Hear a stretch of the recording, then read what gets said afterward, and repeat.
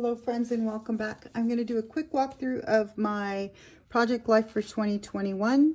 So it is a 6x12 from Hobby Lobby and I believe I got it for half off. So it was about $8.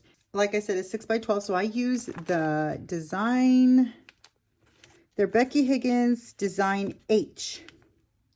And so it has the 4x6 on top and the two 3x4s in the middle, but I will often make them all 3x4 cards. So that's easy. You just slip the cards in the size that you want. So let's go ahead and jump in. I always start my first page with an intro, and it's usually just kind of a reflection of the year before and then what I kind of want to accomplish in the next year. And it's always a New Year's Eve picture. So then I just start off with January and the happenings for January. There's a lot of things that I do. I do a lot of flip outs and extra taped photos over. So I'll just show you. A lot of times I just keep it really simple with some chipboard or stickers here and there. I do all of my journaling on the computer before. I don't handwrite anything. I just like it clean. And besides, my writing is terrible when I cursive write, and then the kids can't read it because they only had 1 year of cursive in school. So then I've used a lot of, at the time I was subscribing to the Stories by the Month from Ellie Edwards. And so it really helped me kind of just stay on track with each month.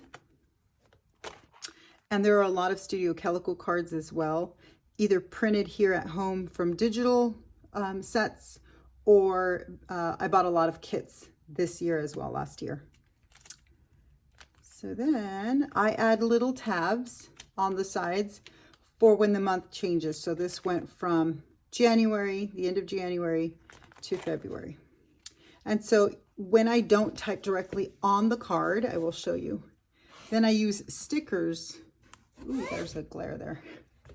I use stickers on the actual card. And so it really helps just keep it neat for me. I like that neat look. So that's what I do. I also add little dangling tags and things inside of the album just to kind of give it a different feel and kind of add some flair to it. A lot of puffy stickers and other tags that I kind of place them in that don't fit. They fit in the pockets, but they're kind of not full 3x4 cards, and they just give it a cool look. So I do that a lot. You'll find that I do a lot of stitching on pretty much every single project that I ever make. Albert bought me a sewing machine quite some time ago, and that sewing machine has really lasted, and you know, I just stitch on everything. So I'll show you a stitched part right here. I stitched all these little hearts onto this card, and on the other side I just added a tag that fit in that oval.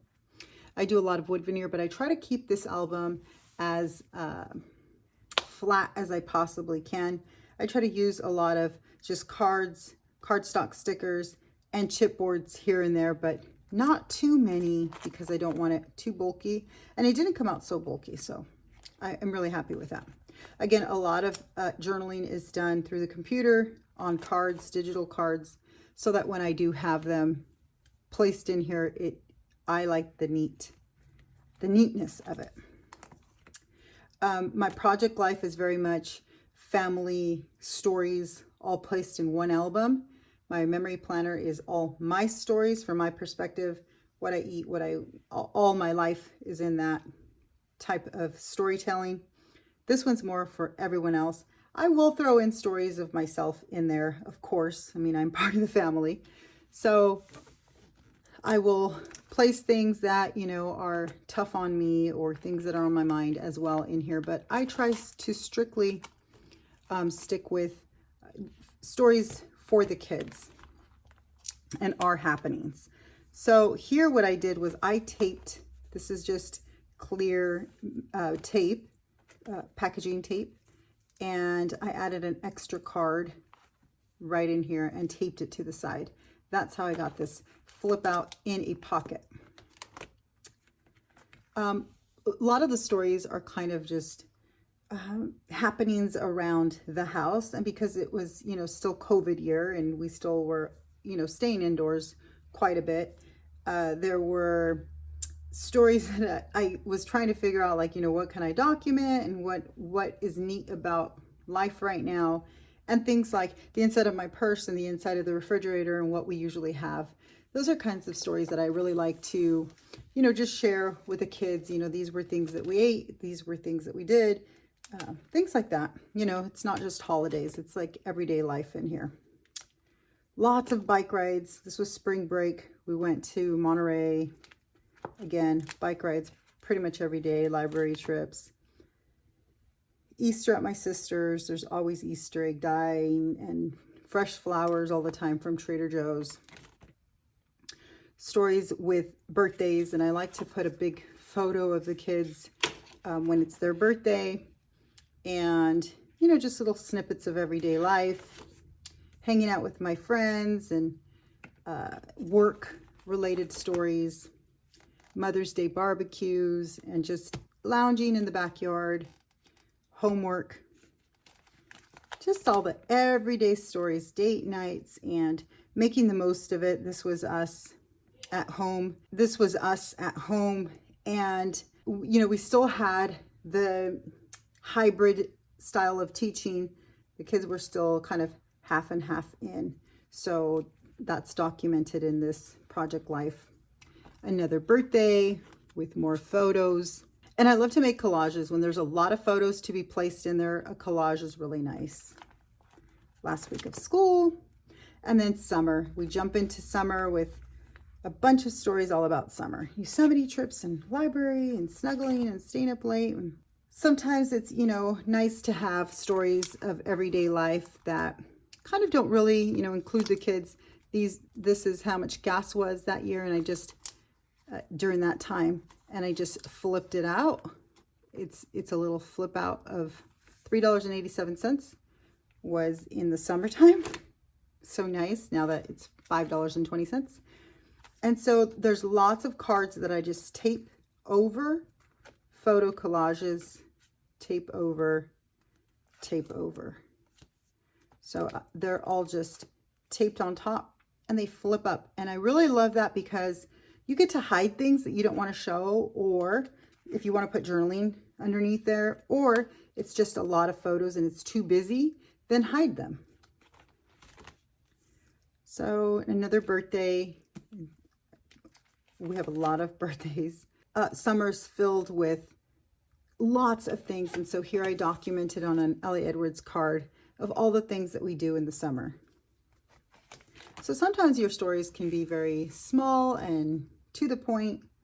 These short stories really tell the story because a lot of times the photos tell the story. Like, take me back to this, this restaurant in Seattle with fish and chips, please.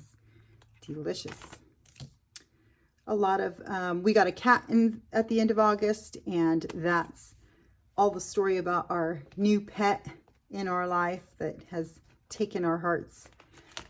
Even small stories that you think, what, why? Took a picture of the new iPad, and it's pretty much become a family iPad, so everybody uses it. I like to throw in cards in there that have the month, because then you get to see, okay, this is August. Because I haven't filled in those little tabs that are on the side, but I will. Date nights and September, that's our anniversary, the story of our anniversary. Cousins' birthdays, we have a couple of cousins that we're really close to. Their birthdays are in here. Then what happens in October is that I don't go and make I've got to tape this. I don't make 2 to 3 layouts in October, because I make an October daily, which is a book filled with all of our October memories. And those have, 31 days of everything that we do. So I feel like that tells the story in itself. There's so many stories in there, and it really is done daily. That's something that I dedicate a lot of time and energy to. I actually complete October dailies every single day. And December's more of a memories book. There will be about 15 to 20 stories in December. I know a lot of people do the daily of December. I don't do that. So October is really condensed in the project life because there's 31 days in a separate album and the kids will see it. So this is just kind of an overview of October. Then we go into November, Thanksgiving week, the end of November, right before the storm is coming of December. And then December, again, I keep it very condensed, very small because of that, because December has its own album in a either 6x8 or a Life Crafted album.